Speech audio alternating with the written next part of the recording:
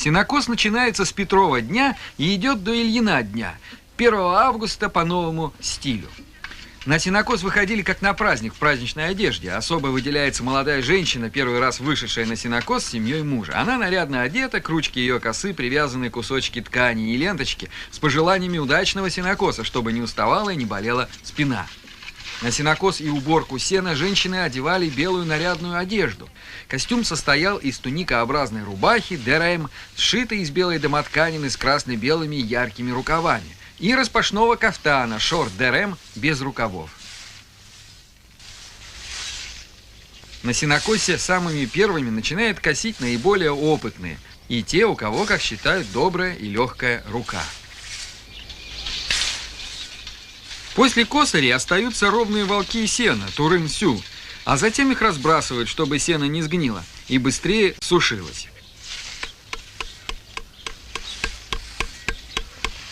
Если у женщин затупилась коса, один из мужчин здесь же на лугу отбивает, затем точит косу, тышка, шере.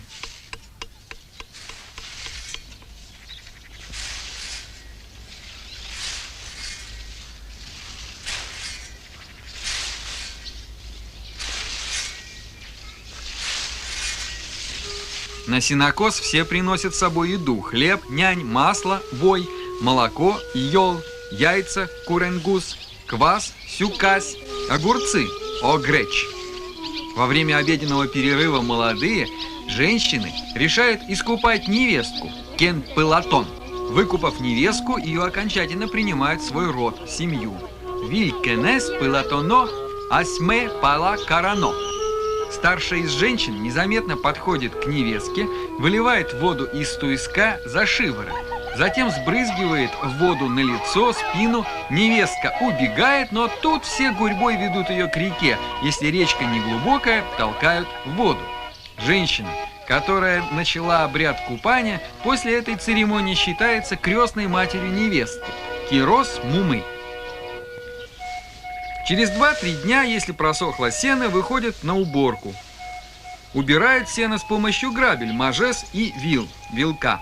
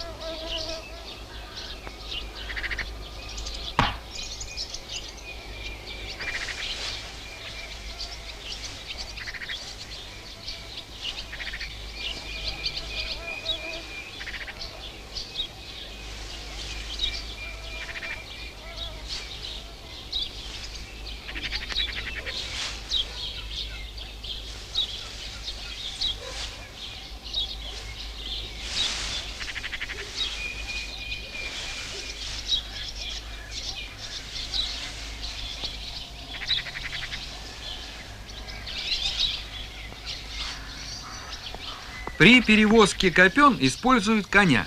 На коня надевают хомут без шлии.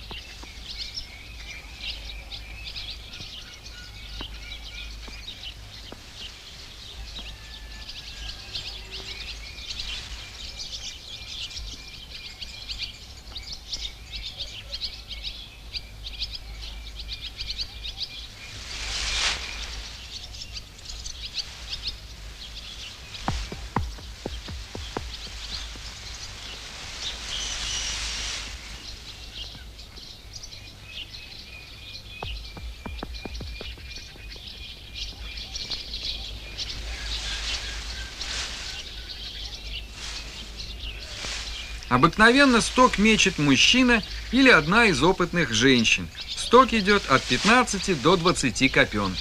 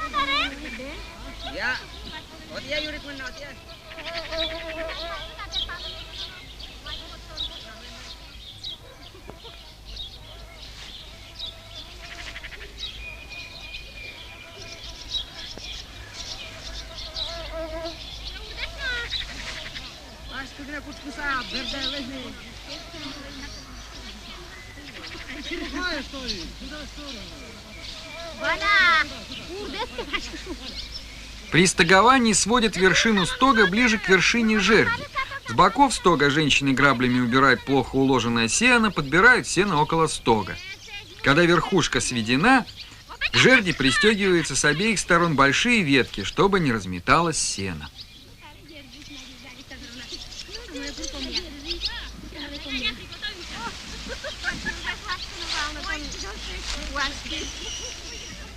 Особая форма веме, где подруги, родственницы помогали девушке шить приданое перед свадьбой, называлась ин-вурон. Полог обычно шили, если было тепло, в амбаре. Для шитья полога брали отбеленный тонкий холст шириной от 36 до 40 сантиметров. На полог требовалось полотна до 27-30 метров. Ни пожилые мужчины, ни молодые парни не допускались в компанию женщин во время шитья полога. И женщины одни весь день угощаются и поют различные песни.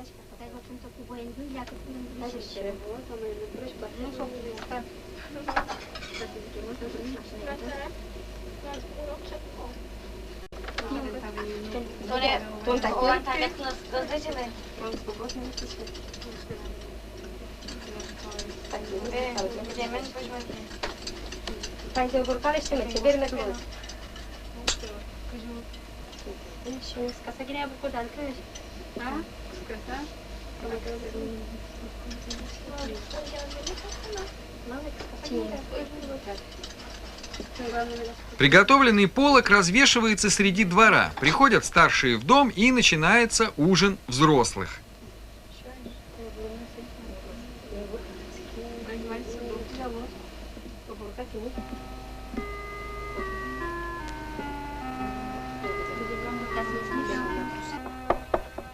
Традиционным кушаньем удмуртов являются супы и каши. Для приема гостей готовили и разнообразные хлебные изделия. Пресные ватрушки, перепечь с различной начинкой – мясной, грибной, капустной. Ранней весной собирали крапиву, пестики полевого хвоща и также готовили из них начинку для перепечи. Пресное тесто готовили так же, как и для пельменей.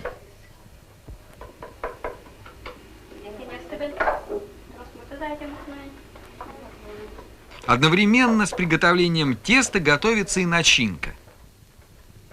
Рубят в корыте пестики, затем перемешивают их с яйцом, кладут соль, вот и начинка готова.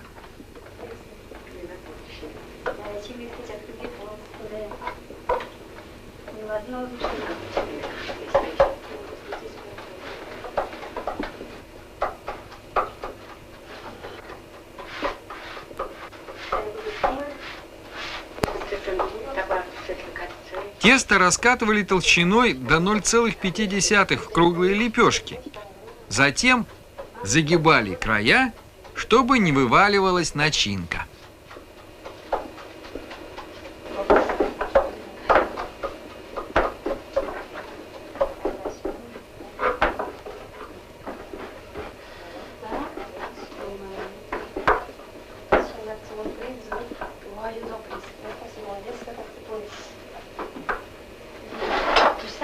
Francesco.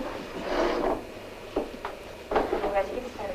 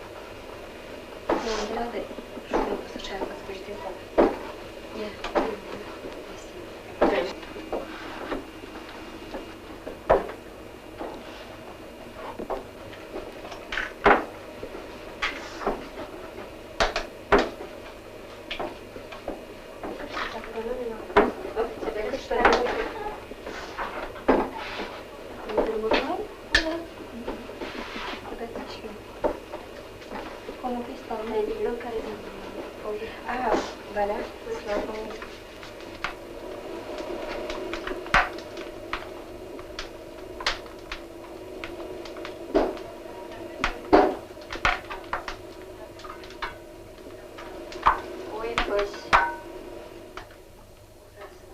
Пекут перепечи на поду перед огнем.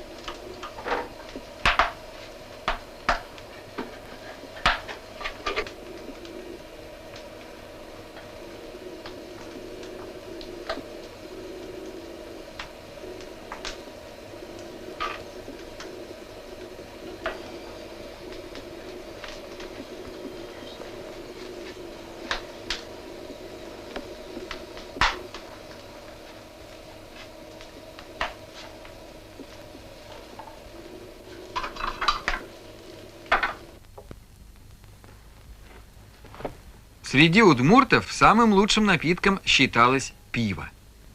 Осенью, после окончания полевых работ, начинается гуляние молодежи. Изготовлением пива обычно занимались женщины.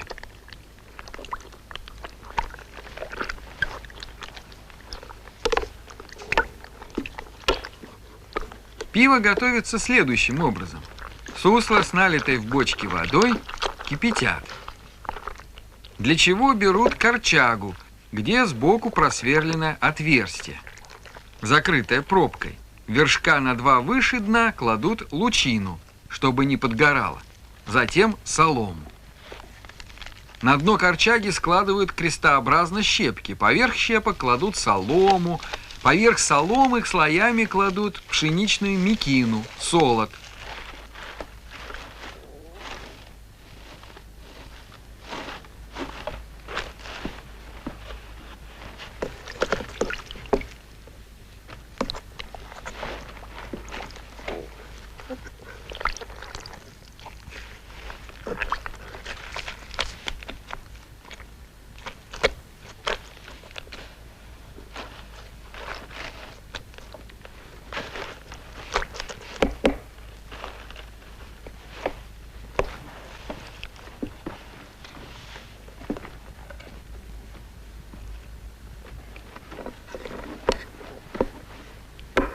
Корчага стоит в печи целые сутки.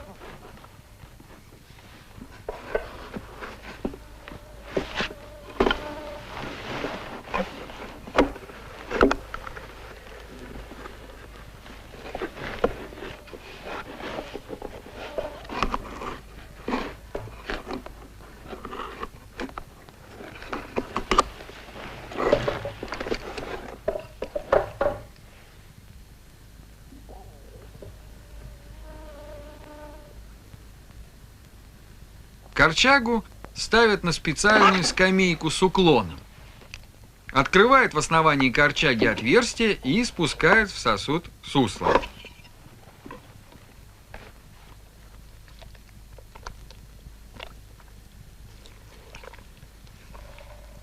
После того, как сусло спустили, отверстие вновь затыкается пробкой.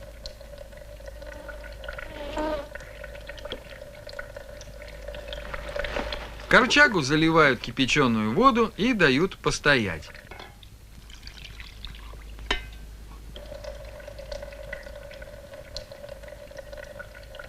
После небольшой отстойки снова открывают отверстие и спускают жидкость уже для пива. Пиво ставят кваситься в бочках.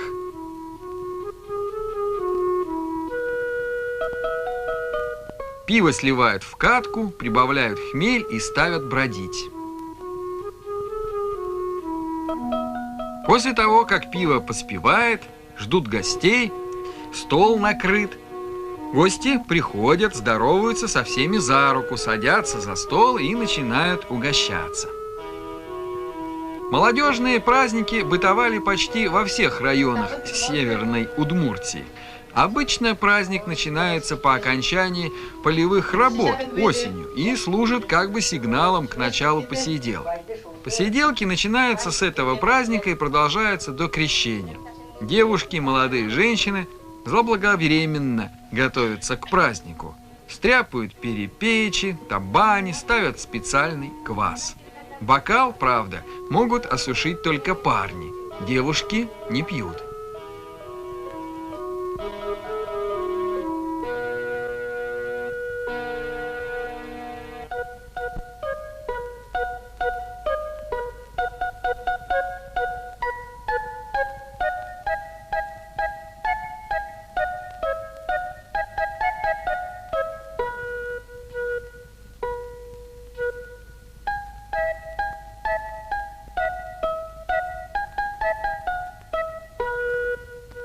Все дружно благодарят хозяев, и начинается дружный перепляс.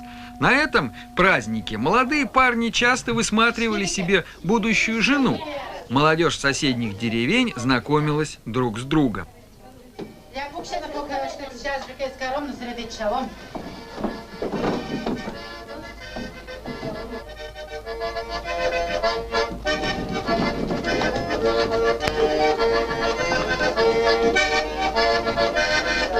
Подобные праздники бытовали еще в 50-е годы. В настоящее время они практически исчезли.